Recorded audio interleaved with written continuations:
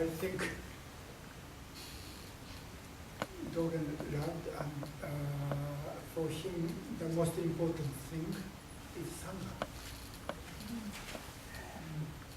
in which he can practice and share Dharma and continue his tradition. And it will continue. Yeah, I don't really have an answer, and actually, in a way, that's kind of my answer. Thinking about it, I've been thinking the whole time since you asked the question. I'm not a very self-reflective person, but one thing I know about myself is I'm frequently confused. And I'm confused, and I sort of have to think things through, looking at them from all different points of view.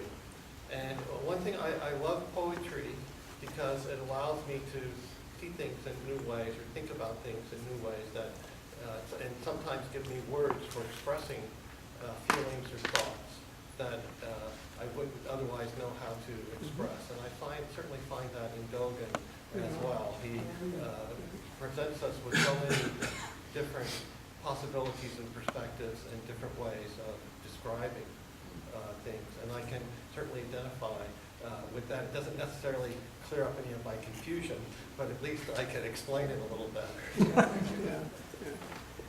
Somehow I think we can all embrace everything you said, all of it, in our own ways at a given time. You know, let's see, intrinsic How would you answer the question? it's each, what is it, it's something, intrinsic adaptability in accordance with circumstances presents itself. What is that expression?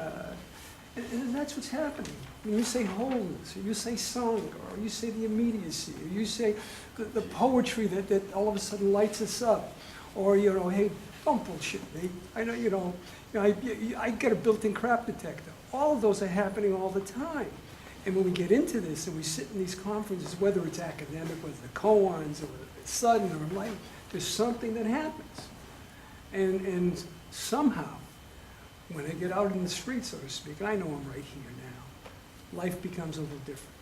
In the moment-to-moment adversarial things, that the suffering will occur, but the struggle becomes less and less and less over the suffering. I like it. That's all. I've shared things with you. I've had experiences reading Dogen's poetry, and I'm not a scholar. I told Shotai, she wanted me to sit in there. I said, I'm not a scholar. I just said I'm a street guy. Maybe that's my bullshit. I don't know. But anyway. Each has a We have you beat on bullshit hands down. But thank you, Mitch, for joining us. Yes.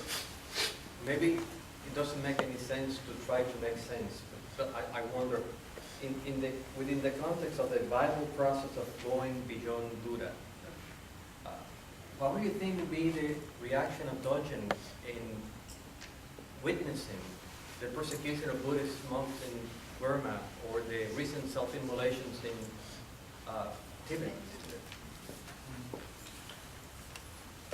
That's an important question. Being a social activist myself, I could say something from my own position. Dogen, went off to the mountains. He didn't want to stay involved in the politics of the capital. And I think there's a time for doing that and just keeping alive the practice. And so he did that, and here it is, all these years later, and all of us have some relationship to that. The Bodhisattva context, which clearly was important to Dogen, is about responding to what's going on in Burma and Tibet are venerable Buddhist countries where there's all these atrocities, and so how do we respond to that? If I had the answer, I'd be over already, but we don't. But I think that part of the attitude of this that comes out of this vital process is to be open and pay attention and to be willing to respond if there's some way to respond. That's not a very satisfying response, but that's what I can say. I mean, there must have been terrible things happening in Dogen's day. I frankly don't see that he was a social activist. But, you know, it's also that the Dharma adapts to, I mean, I agree, of course, but I don't, the Dharma adapts to different kinds of contexts. We're in a very, you know, the leap from India to China was huge, but the leap from Japan to America, from Asia to the West is much, much greater. Dogen was living, and most of Asian Buddhism happened in feudal times. And there was not the ideal of democracy or representation or equal justice under the law or anything like that. It's part of our foundational national ideals. So we have a totally different context to try and express and respond from this vital process. Most of Asian Buddhism is a huge generalization, but this relates to the Dogen going to Kamakura. Most of how Buddhism helped improve social conditions in Asian Buddhist history was in terms of Buddhist leaders trying to awaken, bring compassion to the rulers, because that's where it was at. So we have to think creatively about how to apply the practice that Dogen helped survive, and his writing now allows us an opportunity to see. Yes. A question about translation. In Uchiyama Roshi's commentary on Tenzo Kyokan in Nothing is Hidden, he talks about the problem with translating terms used by Dogen that are translated generally into English by the word mind. You know, in mind. In English, you know, mind has a connotation of the intellectual mind, or psychological associations, etc., philosophical associations. He suggests that the word experience or experiencing might actually be closer to the sense of what Dogen meant in that particular context. I'm wondering what you think about that, and if that type of reconceptualizing of that term could be applied more generally across Dogen's writings. No, I'm not going to do it. You know, sure, the English word mind doesn't mean what the Japanese word shin or kokoro means. You know, so, but when you're translating, you're looking for what's close. You know, it's like when you try to speak a foreign language, you have a bad accent because you're looking in your language for the sound that your tongue knows how to make. It's closest to that thing you're hearing. And if it's Polish, you're not very close, right? So, you know, but we just have to make these decisions. And also, as the translations get better known, the meaning of mind in English translations changes to be more like the Japanese. All right? And we're not going to avoid, I mean, it's a good discussion. Is it better mind or better experience or better something else? Heart's another one, right? And there are other possibilities.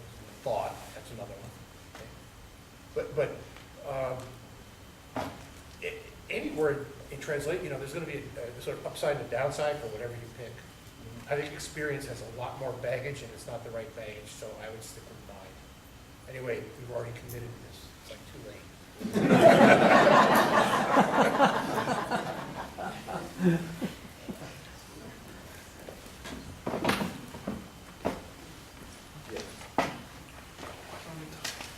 I have a question about Dogen's teachings as they might have been originally understood by the student.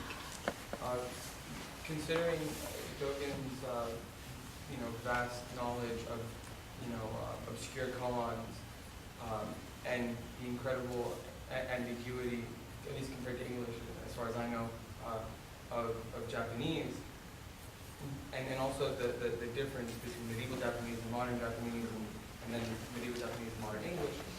Obviously, it seems like it presents a lot of problems in really communicating the meaning, and that's sort of the enterprise that you're all engaged in, is trying to understand what was originally intended. And some things are esoteric, and some things are profound, and some things are both.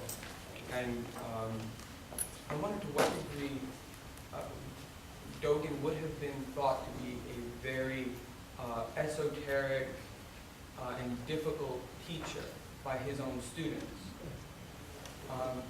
And in comparison to a very difficult, kind of almost unapproachable figure that he comes across as, 700-800 years later, a continent away, and certainly without any context or any congruency in our context. Who would he have been to his own students? I'd like to give one possible response, and that is I have the privilege every quarter of giving my students midterm exams and final exams. And my exams are very simple. They're essay exams, and I ask the students to, I give them, this is the topic we discussed the first week of class, this is the topic we discussed the second week of class. So I just list the topics, and they pick the ones they want to write about, and explain what you've learned about that topic. What is it? Why is it important? And what does it mean? Why is it important? And wow, I must say that I learned so much from those answers. And very rarely do I have my expectations given back to me in the way that I thought I was presenting it to the class. Usually it's always something slightly different. And I think the process of communication, that's the way it works. People are going to take what you try to teach, and some aspects of it, they'll reflect back to you what you imagine yourself as. And other parts of it, they'll reflect back to you what you're really doing, even though you don't realize it, or what you're really saying, even though you don't realize that's the message. And then part of it, they're adding themselves. And that's the end result. And if we look at the documentary record, about the only evidence that we really have for judging that is a commentary on Shobogenzo that was written by two of Dogen's students, Senne and Kyogo. And in that commentary, there are at least a couple of places where they're commenting on Chinese language that Dogen's used, and Dogen is using words which are colloquial spoken Chinese, and the commentators are unfamiliar with it. So they're trying to explain it in terms of how words would be used in classical literary style Chinese. And so we have documentary evidence to show where something went right over their head because they were not familiar with the lingo that Dogen was using. But beyond that, we don't really have clear evidence to say one way or the other. But speaking of Senne and Kyogo, their Gosho, their commentary on Shobogenzo is so influential because it's Dogen's own students. Do you think they basically got it